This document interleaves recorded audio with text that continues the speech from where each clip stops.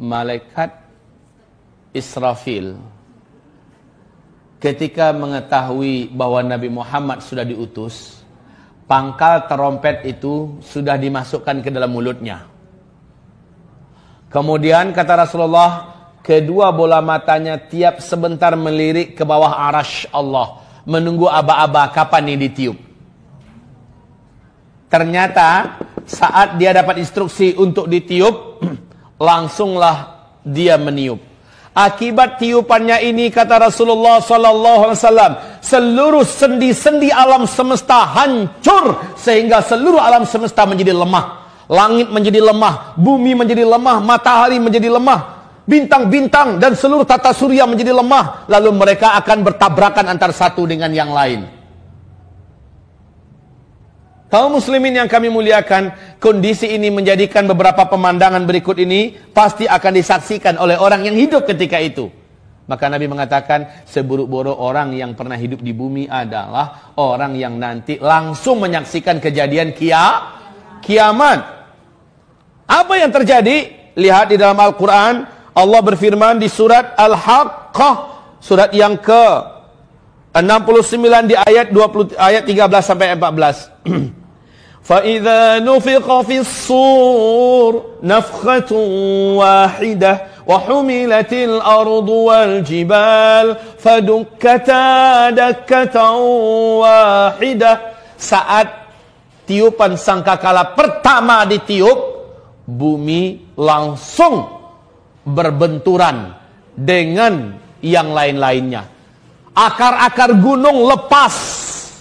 Akar-akar gunung lepas. Lalu menghantam kembali bumi ini. Gunung-gunung di mana lepas menghantam bumi ini. Mereka saling bertabrakan antara satu dengan yang lain. Manusia ketika itu seperti anai-anai yang berterbangan. Manusia yang ada seperti anai-anai yang berterbangan. Gunung-gunung seperti kapas yang ditiup.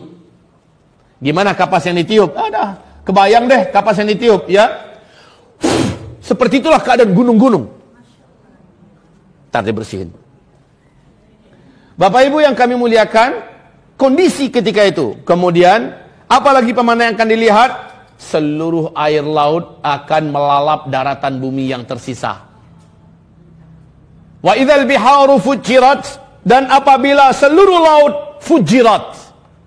Tsunami yang pernah terbesar di alam ini sejak bumi terkembang adalah tsunami Nabi Nuh. Berapa ketinggiannya? Berapa? Ya setinggi gunung. Coba deh disebutkan secara ilmiah berapa? Di Al-Bidayatu wan Nihayah oleh Al-Hafiz Ibnu Katsir dijelaskan tingginya tsunami Nabi Nuh 5.000 meter. Ya. Pertanyaannya dari mana sih munculnya itu air laut? Jawabannya adalah entah. Kita nggak tahu dari mana tuh munculnya air. Kok bisa setinggi itu? Lalu disembunyikan kemana? Nggak usah dibahas deh, pokoknya imani saja itu sudah Allah lakukan. Sebagaimana Allah menjelang munculnya Dajjal sanggup menyembunyikan air, entah kemana hilangnya itu air.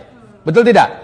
Sampai-sampai air tidak ada yang turun dari langit, air yang ada di daratan bumi mengering di mana-mana, dan sekarang sudah mulai menunjukkan ada indikasi ke arah itu.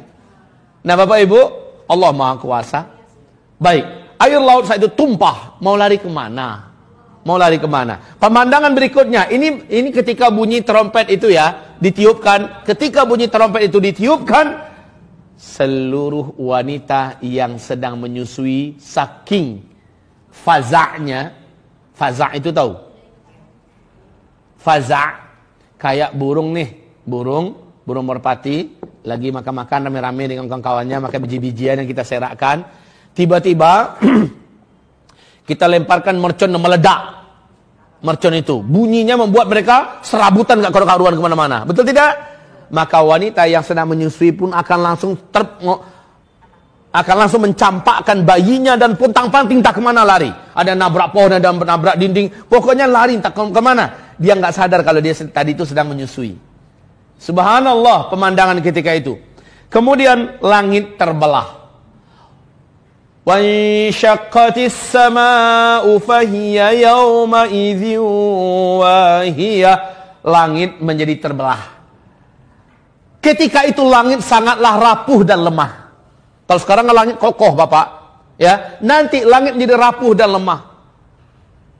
Was-samawatu matwiyatun biyaminih. Seluruh lapisan langit yang 7 digulung oleh Allah. Digulung oleh Allah dengan tangannya. Digulung oleh Allah dengan tangannya. Sementara bumi Allah genggam dengan tangan yang lain. Lalu Allah berfirman ketika itu, Ainal jabbarun, ainal mutakabbirun, anal malik. Mana dulu para penjahat-penjahat yang sombong dengan kekuasaannya, yang sok dengan pangkatnya, yang merasa kaya? Mana yang sombong-sombong? Ainal mutakabbirun, anal malik. Sayalah raja di raja.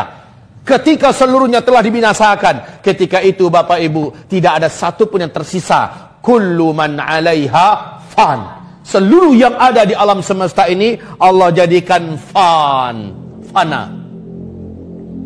Wa yabqa wajhu rabbika dzul jalal wal ikram. Yang abadi hanya satu saja, Allah Azza wa Jalla. Ada makhluk yang masih hidup ketika itu? Ada. Siapa makhluk yang masih hidup? 1, malaikat maut, ini masih hidup. 2, iblis masih hidup. 3, malaikat Israfil masih hidup. Hai malaikat maut, matiin tuh Israfil.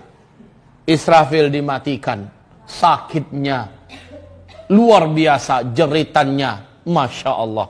Kalaulah masih ada manusia yang hidup, mati langsung manusia mendengar jeritan kematian ini. Setelah malaikat Israfil dibunuh, dimatikan, karena memang seluruh yang bernyawa ketika kiamat wajib musnah semuanya. Lalu iblis, Allah Subhanahu wa taala berfirman, iblis,